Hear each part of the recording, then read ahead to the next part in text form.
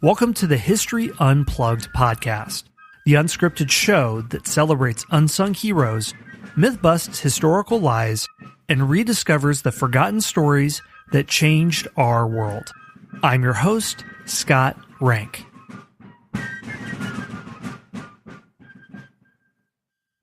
Sometimes a lot of things happen at once, and one of those moments was September 1918. In this month, a division of Massachusetts militia volunteers led the first unified American fighting force into battle in France, turning the tide in World War I.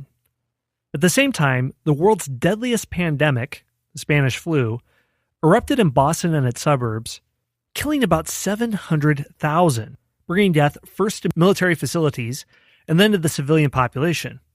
And the U.S. government actively worked to tamp down on coverage of the pandemic, probably making it a lot more deadlier than it would have been otherwise.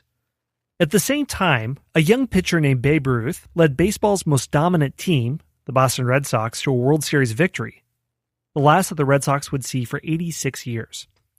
In this episode, I'm talking with author Skip Desjardin, who's the author of the new book, September 1918, War, Plague, and the World Series.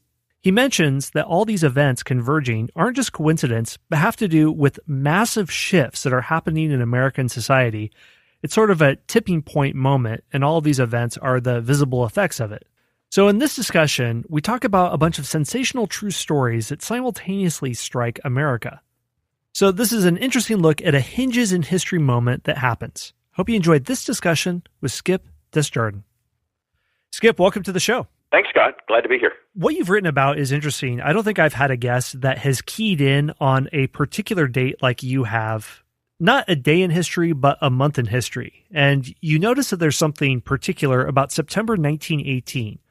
Spanish flu happens. Millions die. This is the ramp up to the World War. This is the ramp up to the World Series. What got you into this month in particular where you noticed that there were so many things converging? So I'm a New England guy. I've lived in New England my whole life. I'm a lifelong Red Sox fan. I was reading a novel by Dennis Lehane, and he's written a whole string of best-selling novels, many of which have been turned into successful movies like Gone, Baby Gone, Mystic River, and others. And he wrote a book called The Given Day, which was set in Boston in 1919. And two characters captured my imagination from that book. One was Babe Ruth, who is literally an integral character in that novel. But it was not the fat, pigeon-toed Babe Ruth that we've all seen in old newsreels running in fast motion around the bases, looking comical. It was athletic, vibrant, in his prime, 24-year-old Babe Ruth, who we don't get much of a glimpse of in our sort of casual approach to baseball. But this was a guy who was at once the best pitcher in baseball and the best hitter in baseball. And I was really captured by that idea of young, athletic guy in the prime of his life. And the other was Calvin Coolidge, who in the novel is governor of Massachusetts, and dealing with the various events that were taking place in Boston that year. And that brought me up short a little bit. It's a little embarrassing at this point to admit that I didn't know that Calvin Coolidge was a Massachusetts politician. I'd thought of him as being from Vermont. He was born there, grew up there, went back to Vermont after he was president. But his entire political career until he went to Washington as vice president was in Massachusetts. And I had no idea that that was the case. And the novel references the previous year and the World Series and the Spanish flu epidemic, which got me to wonder, well, why was the World Series played in September? It's always played in October. And why in the world would people go out to Fenway Park and cram into those little tiny seats, shoulder to shoulder in a big crowd, at exactly the point in time when doing that could kill you? And I had a great-grandfather who died in the Spanish flu. So here were these events from kind of my world, Boston and the Red Sox and Spanish Spanish flu that seemed to have a connection that I got interested in learning more about. And as I started to look into it and do some research, all the other elements of what was going on in that particular month began to surface for me. And every so many hours I spent in the library, some new amazing connection would pop up between events in the United States and even the world that had a direct line to Boston and Massachusetts during that 130-day period. Okay, so it sounds like we're looking at a narrative, and could you walk me through the order of operations? Because we have a lot of things here. We have probably the worst pandemic in American history. We have something auspicious happening to the World Series, which is probably the biggest cultural touchstone in America at this point. We have America ramping up its military machine like it never has before. So in early September, what kicks off all of these different events, do you see? The thing that kicks off the month that will be a through line throughout the month is the first outbreak of Spanish flu.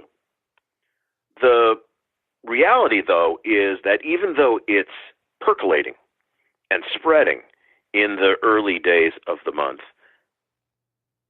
people don't really understand that, and it doesn't burst upon the consciousness of the people in Massachusetts until later in the month. It takes some time to incubate, and it takes some time to spread. But the war and the flu are inextricably linked. The first cases in Boston pop up at the Charlestown Naval Yard in Boston Harbor and very quickly get transferred out to Camp Devens, which is a massive Army facility just west of Boston, because there are people moving back and forth between those two facilities. And at the same time, there are civilians moving in and out of both of those bases, and inevitably it gets spread that way as well.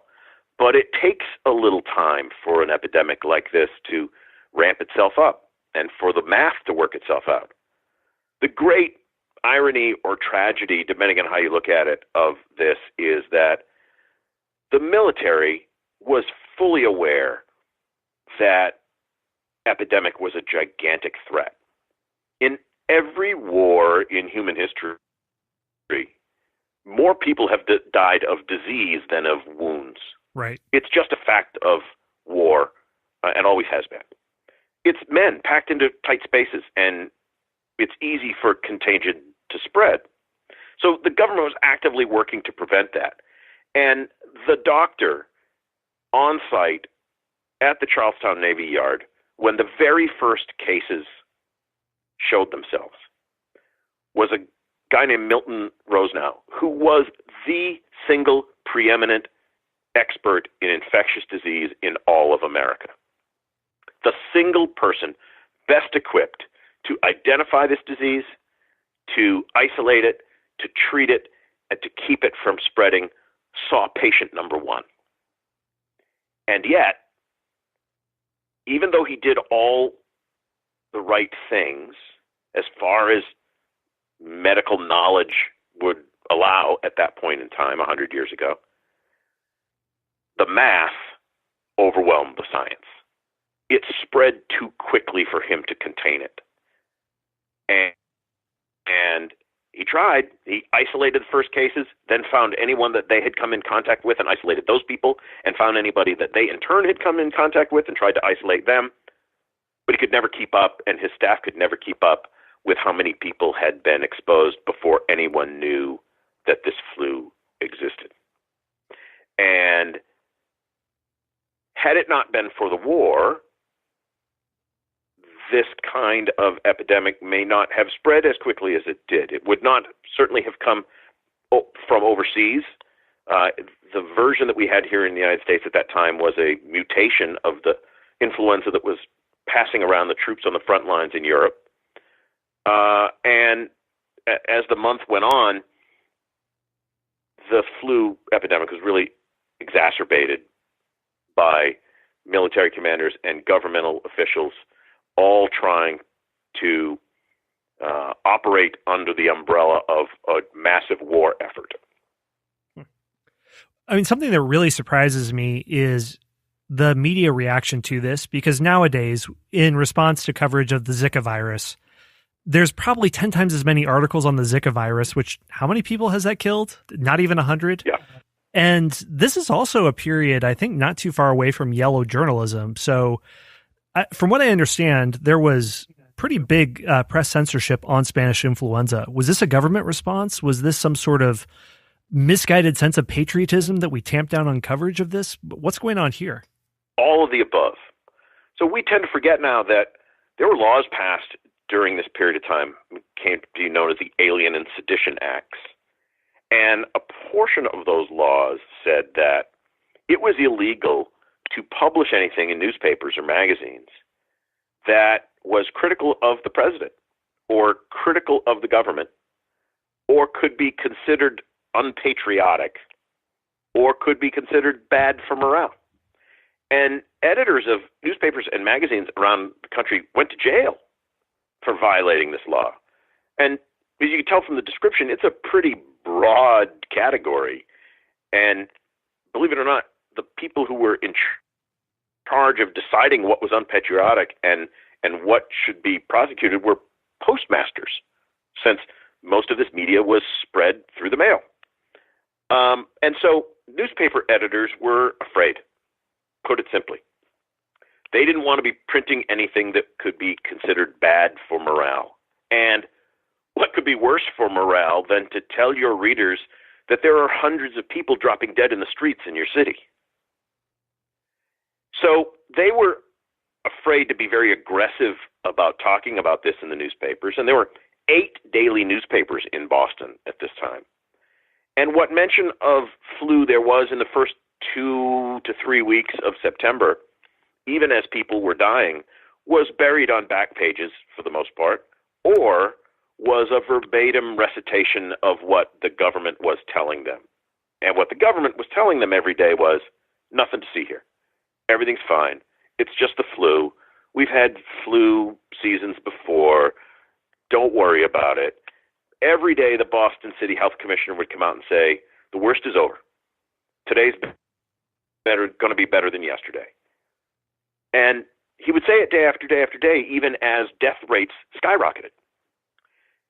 And it was well-intentioned, I suppose. They were trying to do 2 things. 1, prevent panic. And 2, keep up morale. And morale was critical on the home front because, 1, unlike today, the war was funded by borrowing money from citizens. Citizens bought stamps that were then turned into books that were then turned into war bonds. And the United States needed the money that citizens were effectively loaning them in order to fund the war. So bad morale means bad fundraising. Also, telling people there's a horrible epidemic out there and you're more likely to catch it if you are in the company of other people might mean that people would stay home from their jobs in critical industries that were supporting the war. In New England, that was textile mills that were making uniforms and blankets for the troops overseas, shoe factories that were making boots, armament factories like the Springfield Rifle Company in Massachusetts that was literally making the guns and bullets that these troops needed, and shipbuilding factories. They needed people to go to work to keep up productivity. And so there were all these reasons not to tell the general public at any given time how bad this flu really was. And as a result, it just spread and spread because no one had any information. And in fact, over the course of September, in the city of Boston, there were 4 massive parades. There was a Labor Day parade. There was a giant parade to celebrate the opening of a new shipbuilding factory. There was a giant parade to drum up support for the Liberty Loan, which is what they called the fundraising efforts to fund the war. And each time, because each of those projects seems really critical to the war effort at the time, the government, and in concert with them, the media, urged people to get out into the streets. And when they did, they breathed on each other, they coughed on each other, and they just created this giant atmospheric soup of germs, which spread the disease even further.